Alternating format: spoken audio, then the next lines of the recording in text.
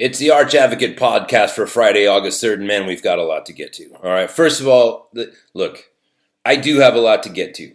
I want to talk about Donald Trump's speech in Wilkes-Barre, Pennsylvania, the brilliance of what he's doing, as it is that we see a new speech out of that guy like every week, right? The significance of doing that speech in Wilkes-Barre, Pennsylvania, right? I want to get to that, but just try to. This is the problem when I have a lot that I want to get to. I start going into stream of conscious and I just start talking about perspectives and trying to keep, my mind, steady on one thought, and then I'll forget the other things I want to talk about because there's a lot, right?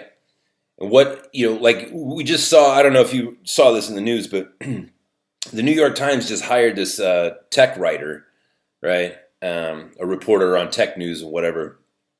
I think she's Korean or something, but she's just viciously racist, just a horribly racist person, right? And the significance of the fact that, in a horrible twist of irony, it's like the left is the racist. It's like the Democrat Party is finally becoming what they always were, like the people who started the Ku Klux Klan. The Democrat Party is returning to its roots of just absolute, blatant, unapologetic racism. Defenders of racists. That's who the Democrats are nowadays. That's nuts in this day and age, right? And how that ties into the economics of manners. Sometimes I think maybe I bring these topics up and people think I'm just some crazy person, right? When I say things like your language, that is your primary form of currency. It's more important than the dollar that you have in your wallet. You say, oh, Pete, come on, that's a bridge too far. Well, think about it. Think about it. If you are trying to negotiate with somebody, right? You've got $100 in your wallet and you want to get rid of it because there's something on the other end of that you want more than that $100. Call it a bike, right?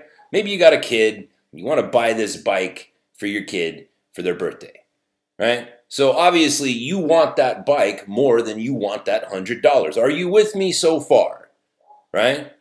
That emotion, that desire in your heart, right? That is a commodity. That is something that can be traded, right? It's the metaphysical side of commerce, right? It's a desire in your heart. There's no way to explain it. We don't have all the facts and figures yet on how emotions work and all that, how the human brain works, all that. Psychology is still a very new science. We don't have it nearly all figured out. In fact, we have very little figured out. Right? All we know is that you want that bike and you got $100 and you want to spend it. So, you're with me so far. Now you go to the little bike shop, you get there, and the guy speaks, the guy's from Kazakhstan. He speaks Kazakh. Now, he doesn't speak any English. But he has that bike that you want, and you have the $100 that he wants. Right? Now, your primary form of currency is going to be your ability to communicate. Do you understand what I'm saying? Language is your primary form of currency, and paper currency is your secondary. You know what I mean? There's a hierarchy of currencies, and actual dollars is not number one on the list. And, when I talk about these things, I'm sure there's people that are like, oh, Pete, you're talking like a crazy person. No. There are economists who have written books on this very topic. I'm not the crazy person, right? And since there is a hierarchy of currencies, manners is huge on that list. We used to have manners, and recently, in recent history, it used to be the worst insult that you could level at a person was not by calling them the N-word or by calling them, you know what? I'm sick of people saying the N-word. You know what saying the N-word, saying it like that is? It's cowardly, right? I say the N-word and you know what word I'm getting to in your mind. So I am forcing you to think it while I sit here cowardly making you think it without me actually saying it. So it used to... The hierarchy of insults is if you ever called somebody a nigger, that was a really, really bad thing. And if you called a Mexican person a spick or a wetback, that was a really bad thing. Or if you called a Jewish person a kike or if you called an Italian person a guinea wop or whatever, what other race? Calling people from Poland Polak. They're not Polacks. They're Polish. Whatever. You know what I mean? Like, racial slurs used to be very bad, but the worst thing that you could call somebody was none of those words. The worst thing you used to be able to call somebody that could actually destroy their career, destroy their marriage, destroy their ties to the community, to their church, to their bank, to their, whatever, is to level the accusation at somebody that they were a racist. That used to be the biggest, that was like the most dangerous word that you could level at somebody, right? And now that word means nothing. It means nothing. People call me a racist all the time. All the time. Friends. Well, I don't know if they're friends anymore, but people call me racist, and I just think, well, whatever. You're wrong. You're an asshole for saying that. But that word doesn't. It's like I don't panic. I don't think like, oh God, I need to make sure that nobody thinks that I'm a racist. 20 years ago, for all of us, like 20 years ago, right? Remember, or I don't know, maybe you're not, old enough to have it. Like, so if you're 35, let's just say 15 years ago, if somebody would have leveled that accusation at you and called you a racist, you would have been like, whoa, wait a minute. I need to know why you think that, because I need to be able to answer that charge, because if that's, if I am truly a racist person, I need to fix that in my life, because I regard that as being like one of the worst forms that a normal human being could be in. I need to fix that, right? Not anymore. Somebody calls you a racist, it's like, shut up, liberal. You wore that word out, and now that word doesn't mean anything. You've removed its value. That used to be a very valuable word, and we would only spend that particular money, right? If if the situation was dire enough, right? If it was dire enough, if we saw somebody who was literally being like, oh no, I don't hire people of this particular color, or I don't hire I won't go to church, or I won't go to a restaurant, or I won't go to a whatever, insert your place of gathering here. I won't do that if black people are there, or Chinese people are there, or Polacks are there, whatever. We would take those people aside and be like, hey, listen, man, all right?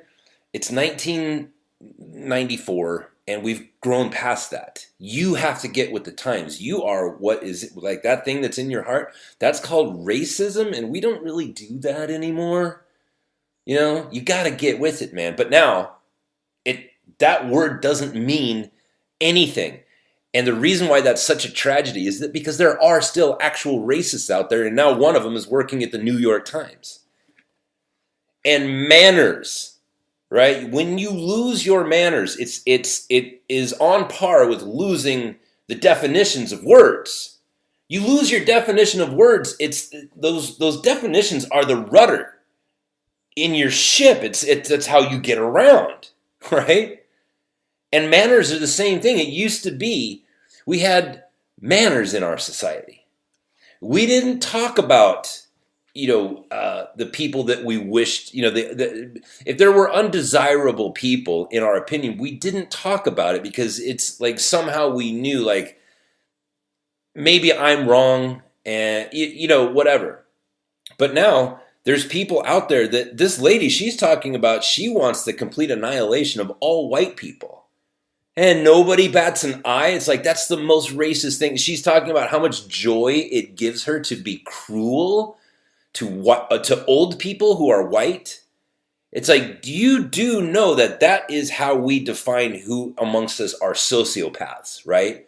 When we see our children, going to, be cruel to animals and that sort of thing, we catch that right away. We say, no, son, no, daughter, you can't be cruel to little animals. Why? Well, because if you do, you're going to grow up and you're going to murder a bunch of people.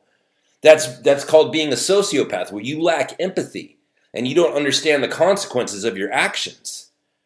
Being cruel to the defenseless is the signs of being a sociopath. That's that leads to becoming a serial killer and becoming all kinds of weird stuff. And here's this lady, right? She comes out and she's like, yep, I want to be cruel to elderly folks who are white. You're a sociopath, lady. I'm not even a doctor and I know that. Everybody knows that. And you're bragging about it. And the left, right? They come out, left, right? They come out and they defend her. We've lost our manners. We've lost our manners. We've lost our etiquette. Not all of us, I'm sure. But the reason I go off on things like that is because it's like, look, you. Make sure that's not you. You cannot become them, right? You have to make sure that you stay on the path of, self-betterment by way of self-reflection and not going through life like so many of these people where they live an unexamined life. There's no way that lady goes home at night and sits on her couch and closes her eyes and thinks like, oh, I wonder if I'm an asshole. I wonder if there's things that I could be doing better to improve myself as a human being. I wonder if there's things in my heart that I should work on to remove. We can't force her to be a better person. We cannot force Maxine Waters and Cory Booker and Jim Acosta and like all these weird people. We can't do anything to influence them because you can't do anything to influence anybody really. I mean, there's a little bit that you can do. You can speak encouraging words and you can do little things, but ultimately it's on the individual. It's on you to take care of you, to make sure that you are bettering yourself, that you are examining yourself. Are you a racist? I made this point before, right? I have a guest in my house right now from America, and it's really kind of weird because I haven't had conversations in English in so long that it's now like whenever I get into one, it's a bit uncomfortable because the rhythms that I've been speaking in for the last 2 years has been different than my normal conversations. So I'm having these conversations and with an American person, and I was asking the question because she was just recently in America, and I'm just like, God, what's happening? When did she graduated college within the last few years, and I'm asking her like, so are they just blatantly just teaching hate all white people? When did this insanity begin? You know what I mean? Is it everybody? Like, what do you think the numbers are? And I'm like trying to have this discussion, but it's a little hard because I'm so used to speaking in a different way. But it's what I was saying is like, are they teaching in colleges that racist is the most egregious form that a human being can take? Is that the worst thing ever? Is it the worst thing ever? Because I don't think it is.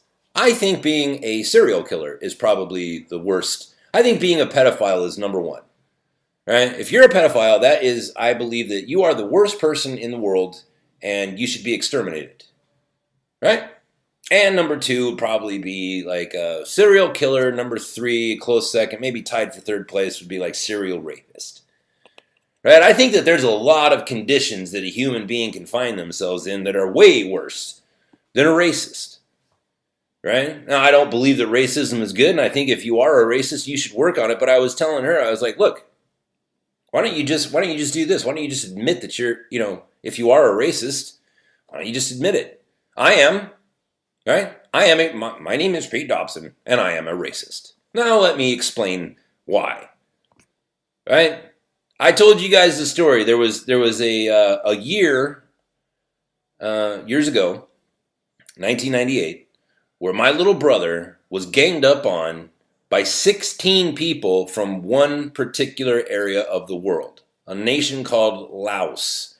Laos is in Southeast Asia. It's over there by Vietnam and Cambodia and all those places. And it is a complete shithole, right? And the people who come out of that nation are animals.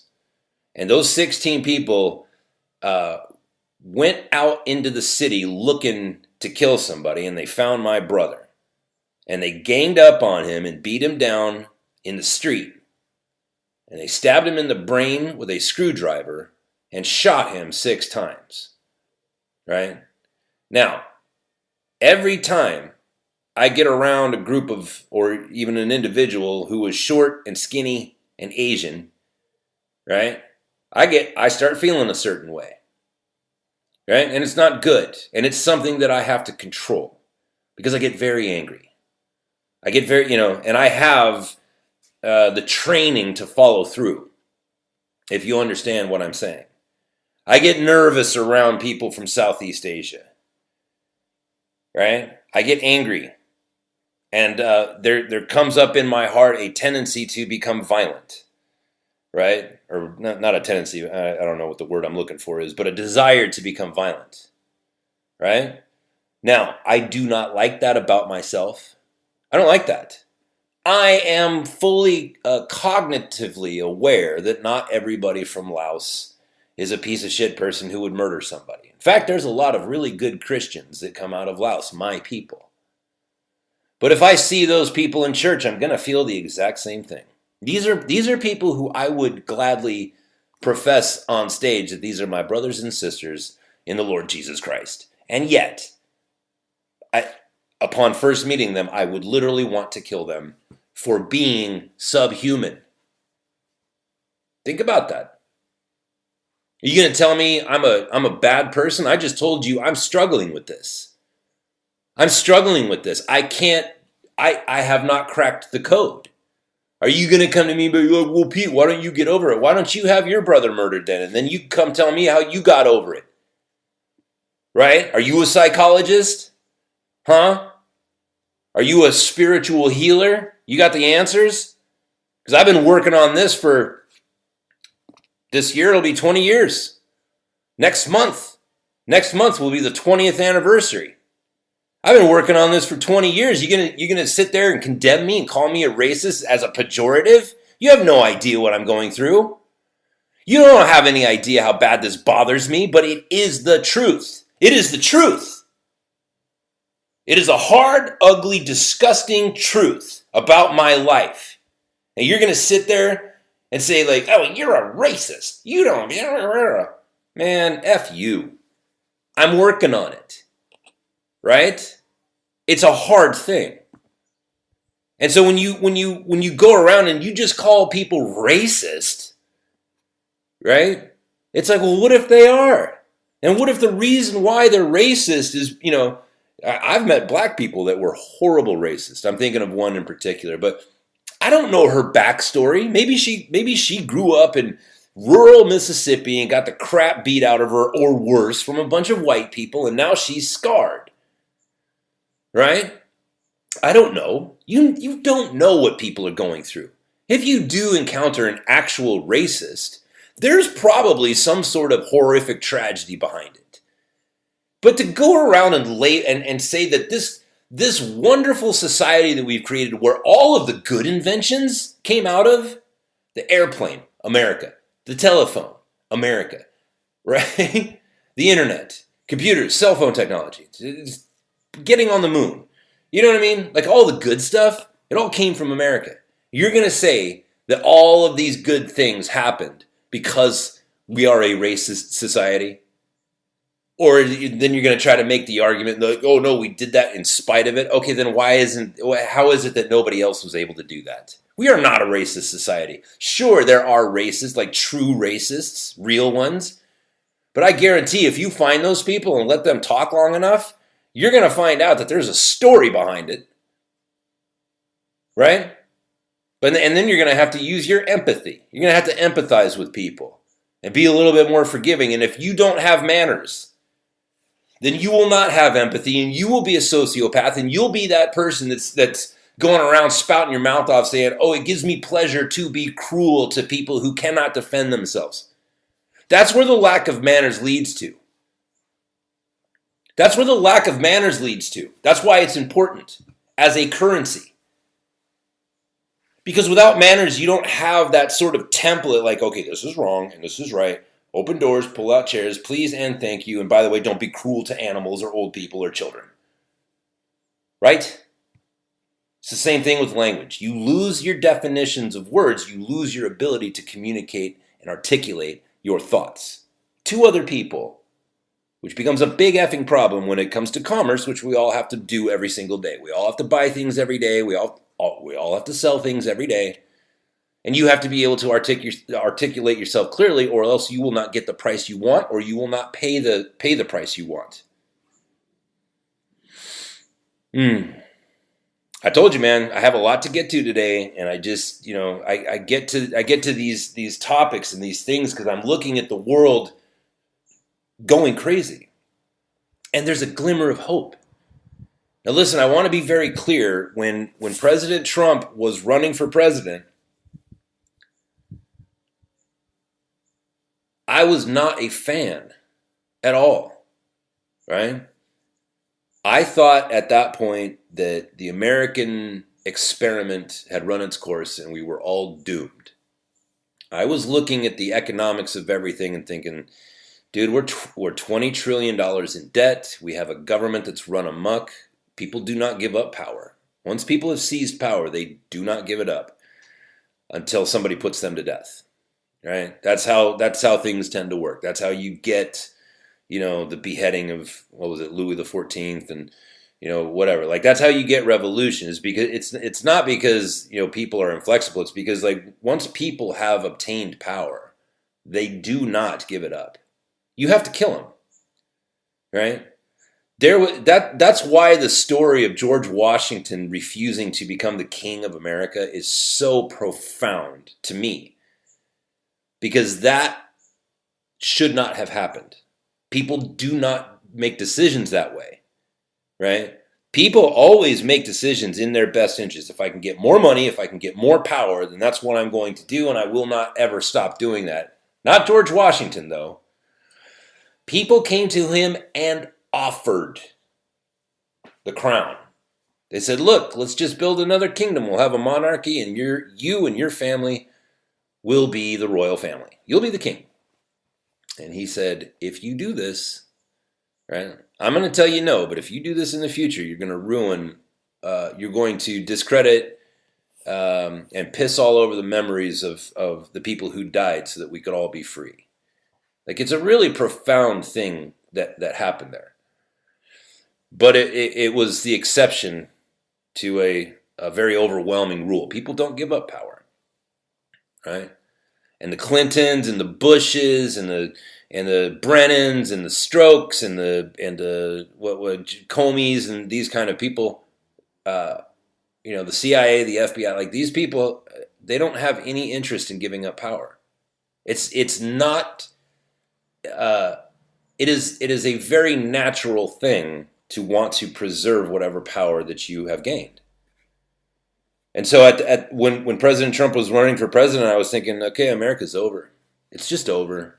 There's too much debt. There's too much effery going on in the White House and in Capitol Hill, and all these people seem to be working together. I just, maybe I was getting too much into nihilism or, whatever, like, just, is there any point in any of this stuff?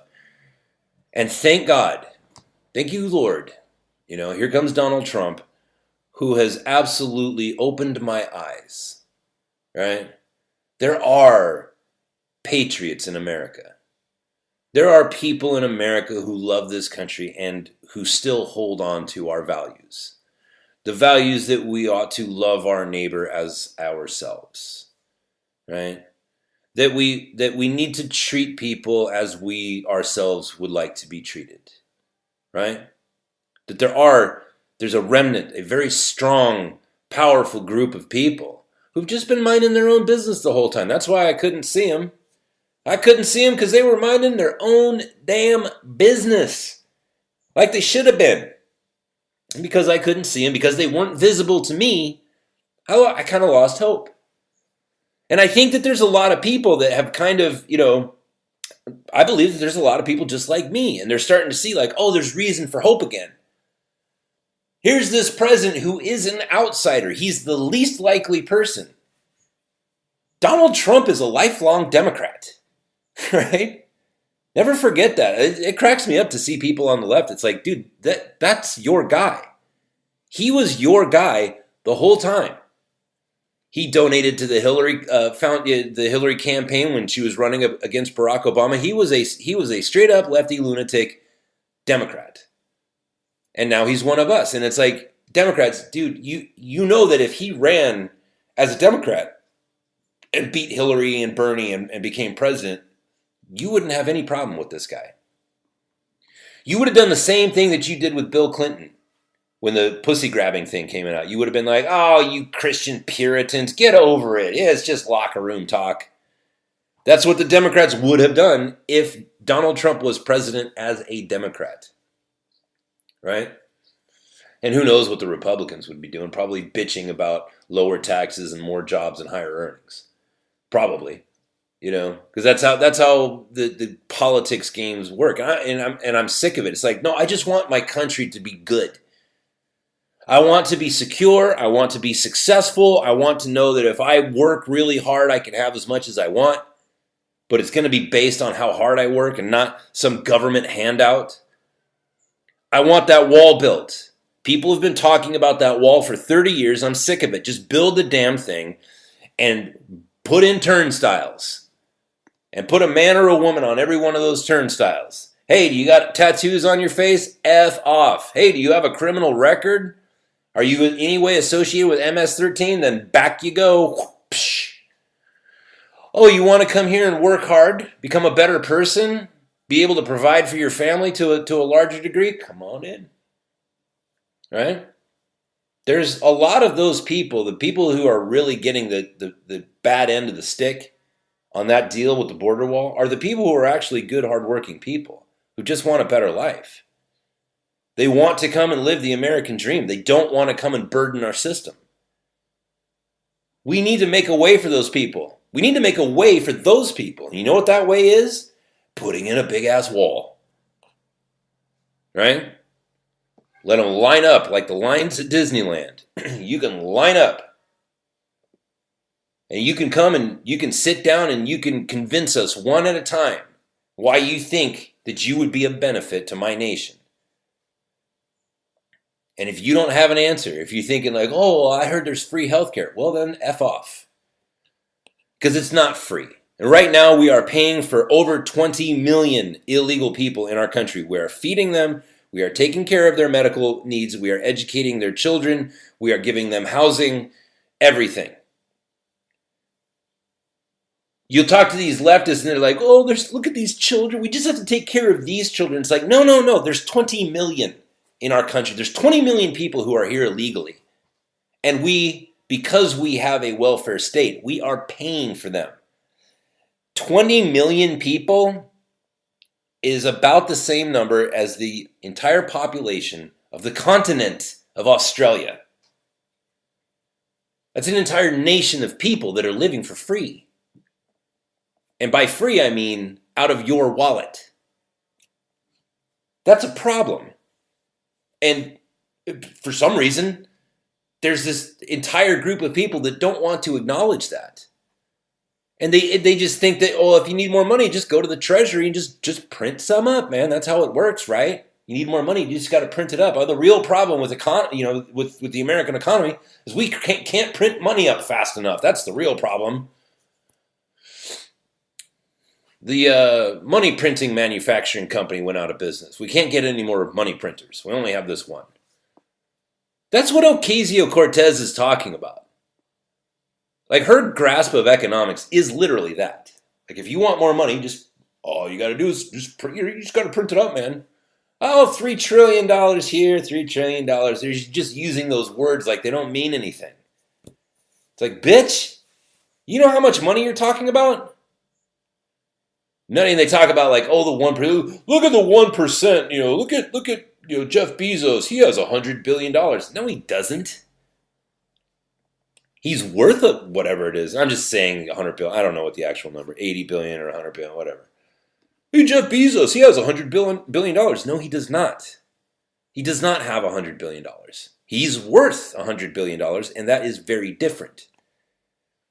Jeff Bezos cannot go down to his local Bank of America and withdraw $100 billion. He doesn't have $100 billion. He's worth $100 billion. And you know what part of that 100 billion, you know what part of that equation is? The stationery in his offices. All the pencils, all the ink cartridges, all the stacks of copy paper, all the furniture for his employees that sit there and process orders or whatever the employees do. All of that stuff, that's all factored in to the net worth of that man. And these leftists, it's like, you don't have any concept of like what you're saying. You want to tax that guy to a larger degree, and yet you can't prove you can't prove that if you tax that man that he actually has the cash, the liquid, the liquidity to pay that. Oh, he's got $100 billion. Surely he has the liquidity. Not surely. Most companies run on a deficit. See, that's what I'm saying. Like, today is a very stream of conscious show, and I hope you're into it. But I want to talk about so Wilkes-Barre, Pennsylvania, the president. Now, this is genius, right? You can say whatever you want about Trump's tweets. You can say whatever you want about the fact that he doesn't go off of a script when he speaks. I personally love that. I've been wanting that. Listen, if you go back through the last 5 presidents, right, everybody from Reagan till now, and listen to the speeches that they make, all of them, Clinton, Obama, all those people, they're all wonderful. They will all inspire you. If you listen to the speeches, they're all inspiring. You know why? Because they have professional writers writing them. And these are people who got, master's degrees and PhDs in creative writing. Like, they know how to do it. That's why people get so sucked into their rhetoric. It's because it's like, man, there's this beautiful thing he said. Wow. And after a while, it was like, this is the same thing that happens on Sunday morning, and I'm tired of it. You don't have to wash my balls, man. Just tell me the truth. Right? Stop hiring people to write your words for you. It's disingenuous, and it tells me that you don't have words of your own. You have to pay somebody else to to articulate your thoughts. Right? I love it. I've been wanting this for a long time. To have a president, or any politician for that matter, to stand up, just tell me what you think. Let me know what's on your heart. And let me see all the ugly mistakes that you make when you're in the middle of trying to articulate your thoughts and you say something stupid. Let me see that. Right? And that's what we're getting. And I, for one, am a big fan. You can say whatever you want, but Wilkes-Barre, Pennsylvania, there's something about what every week or so, President Trump goes to someplace else and he gives a speech and he packs out 30,000 people, and and then they some of the fans will make fun of Jim Acosta, which I think is awesome. But what is he doing? Why is he doing that? Why is he on a campaign trail 2 years before the president's, the run for presidency comes up again? The reason why is because he's not there to draw attention to himself. He is there to draw attention to the local Congress people, and the senators of those states, and the governors. He is rallying people to the politicians that he wants to see in place in those states and in those positions. It's brilliant. Those governors and senators and Congress people, they are getting a free push into those seats. And that's called consolidating power. Pennsylvania is historically a very Democrat state, right?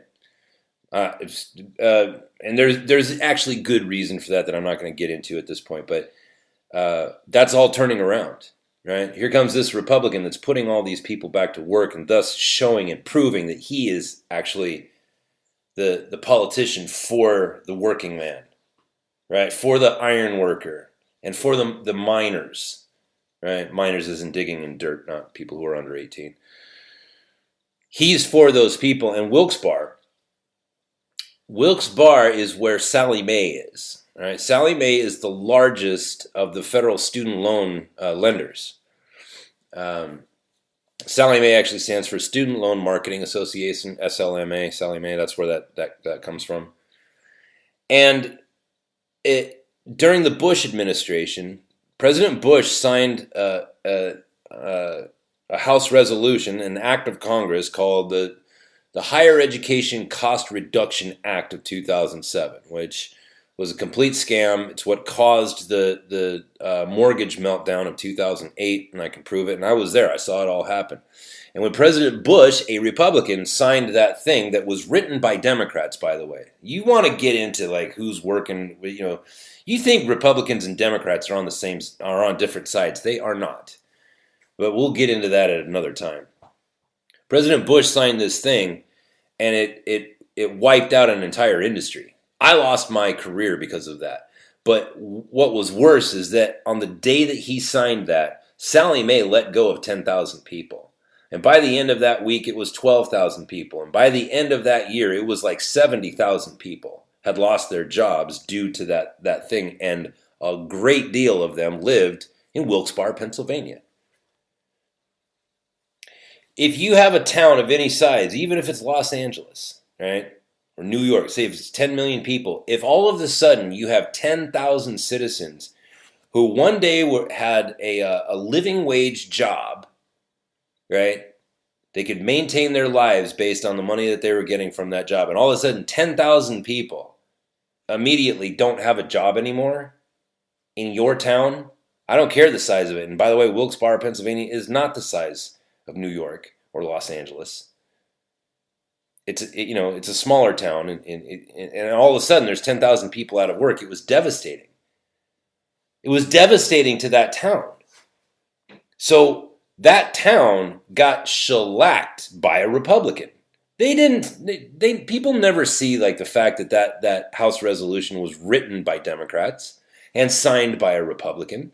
They don't think about it. They just, all people see is like, oh, President Bush screwed me. And so for the president to stand in Wilkes-Barre, Pennsylvania, people who have a bitter taste in their mouth for Republicans, that's huge. That's huge that 30,000 of those residents showed up to hear the man out. That's huge, right? There is a shift right now in politics. This is the shift that we all wanted. That's another thing I don't understand about these Democrats. It's like, are you saying that for the entire Obama administration, you yourself were not saying, like, we need to get somebody who's not a professional politician, because every time we get these pros in here, they run amok, right? Is there Democrats out there that were just like, yay, I'm really happy with everything that Obama's doing?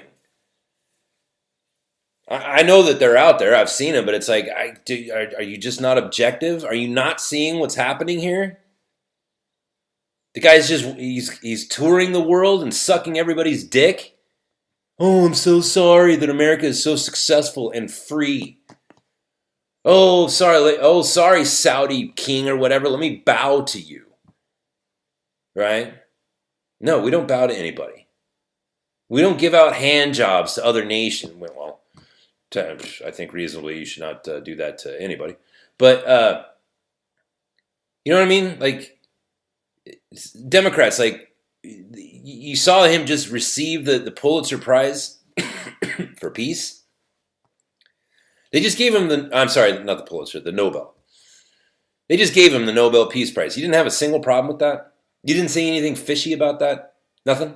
And it's weird. Anyways. Boy, I really, it's unfortunate because the way that I wanted to start this show was actually to talk about fan appreciation, right? Listen, you guys, when you guys write to me and, when we talk and whatever, and it's like you guys are helping me to, like Samuel Thomas, like offering to help build like an audio intro, and Todd Milligan with editing my stuff, and Bad Wolf for helping me with computery stuff, and just all the help I get, and the patrons, and the messages I get from you guys. It's so encouraging that I can't put it into words, which is weird because I'm never really at a loss for words. But it's like I think the only way I can describe it is like when I see how much help is available to me, like I get like my eyes start watering up a little bit. I'm not saying I start crying, but it's like yes, this is what's good and right in the human condition. People coming together, people coming together, working together in a unified purpose. That's how you get through it. That's how you become better, right? As a society, as an individual, for sure. And I just wanted to thank everybody for that. Okay, Tommy Robinson, man. The fact that we're living in a time where we have political prisoners, where Tommy Robinson went through what he went through. Julian Assange, right? Julian Assange is still not a free man. That's a big problem. Edward Snowden is still not a free man. Those men are patriots, and they need to be free. It bothers me a great deal that Jeff Sessions, maybe that guy's going to pull a rabbit out of a hat and completely blow everybody's mind with some magnificent work that he's going to do. But at the moment, like, all I have to go on is his record. It's like, hey, Jeff Sessions, what have you done? Well, let's see. You've recused yourself, also known as dereliction of duty. You recused yourself from an investigation. Maybe that was a stroke of genius. I don't know. But all I can see right now is it's like, okay, so far you've refused to do your job. What else have you done? Let's see. You've decided that you had a hard-on for marijuana. You want to get those Negroes with their jazz music and their reefers. You know what I mean? Like, hey, Jeff Sessions, you old ass man. Like, nobody's worried about that anymore. That concern of yours about marijuana, that no longer represents the evangelical Christianity. Like, most evangelicals have gotten to the point where it's like, yeah, that's not a problem. That's not a problem. You have tens of thousands of people dying every year from an opioid epidemic, marijuana, not a problem. We can circle back around to that at some point, but right now, if you want to, do the George Bush war on drugs thing, then do it on opioids, right? And to go after and to say that like he wants to to capture Julian Assange, it's like, Jeff Sessions, if you do that, you will be on the wrong side of the patriots of this country. Jeff Sessions, if you go after Julian Assange or Edward Snowden, the patriots are going to come get you. Right? We're not going to tolerate that. Those people are the reason why they were the sort of heralders, the drummer boys of the Great Awakening. It was because of those two men that the world was forced to open their eyes about what was going on in their government. And as a United States Marine, as a patriot of the United States, I thank those people. Sure, there's a lot to be said about the damage that was done, but it's like, look, the truth should never be shied away from. People who bring the truth to the surface those are heroes. Those are patriots. And I've got their back. And all of the patriots that I know, we've all got their back. Jeff Sessions, if you go after Julian Assange, you're going to be on the wrong side of us. And we are heavily armed and trained. You understand? Like, this has come to such a point that it's almost as if bloodshed is inevitable. I hate to say that out loud. But it's like, man, if the government keeps abusing their power and trying to shift our focus away from things that are important and put our focus on things that aren't important, Jeff Sessions, marijuana is not important. If anything, you need to re-legalize it and start, go back to making hemp paper and go back to, if anything. But if you think that you're going to get a whole bunch of votes for the president by standing up and saying, we got to get them colored folk and their reefers, you want to go after marijuana? Like that's not a winner. You're gonna piss people off. You're gonna get a bunch of little old ladies on your side, but that's it. That's all you're gonna get. You're gonna have 100 million patriots. I'm sorry. Yeah, about 100. I would say that there's about 100 million. Yeah, there's like 100 million gun owners, and I would say most of those people. So you go after Julian Assange, and you're gonna piss off, I would estimate, no less than 70 million patriots who are well armed, well trained, and ready. Jeff Sessions, for the most of us, it has been made abundantly clear that the time to water that tree of liberty again is upon us. And we look to the words of John F. Kennedy, and we look to the words of Thomas Jefferson and George Washington and Ronald Reagan, and we look to these men and we listen to their words when they say, sometimes you're going to have to stand up against your government and you're going to have to kill people. And you yourself are going to have to be killed. And this is the cost of freedom. And if you want freedom to exist for your children, then you're going to have to die in their place. And in that act of laying down your life for your children, you should probably try to take out as many of the enemy as you possibly can. And freedom wins. And freedom always wins. Good always wins. We always win. Right? And so, getting into that, like, yeah, I told you at the beginning of this conversation, man, my mind, like, there's so much I want to get to, and so much that I want to, like, if I could just be a voice of reason, if I could just add any sort of calm and rational, like let's reason through this, right?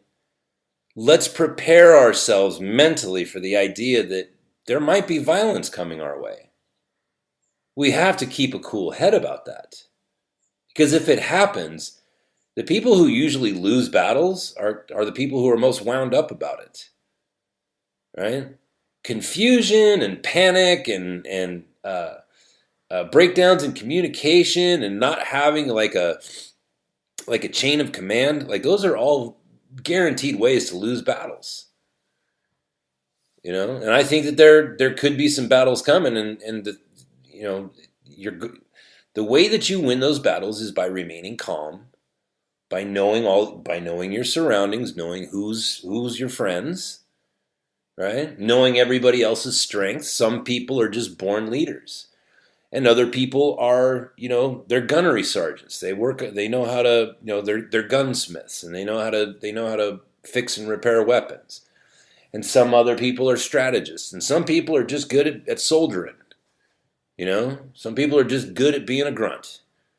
And everybody has their place. And if you don't know your place, and if you don't know what everybody else's place is, there's going to be disarray on the battlefield, and that's a bad thing.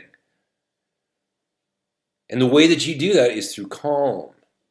Calm. Rest. Know thyself. Know thy surroundings. Right? Know who your friends are. Know where the water is. Right? Know where the food is. That sort of thing. But before I sound any more crazy, listen, I don't know if any of that made sense. I just... it's hard sometimes because, like, normally, like, I'll sit down and I'll have, like, my notes and I'll have certain tabs open so that I can quickly go to, like, things that I want to talk about. But I purposely did not do that today because I wanted to just do stream of conscious so that you could see it's like, man, I'm looking at all these things and how it all ties in. And I don't know, I guess I kind of wanted to see if I was able to... articulate that without sounding like a complete crazy person. So if I accomplish that, you guys let me know. Hey, Elijah Schaefer, who has a slightly offensive channel on YouTube, he wrote me back today.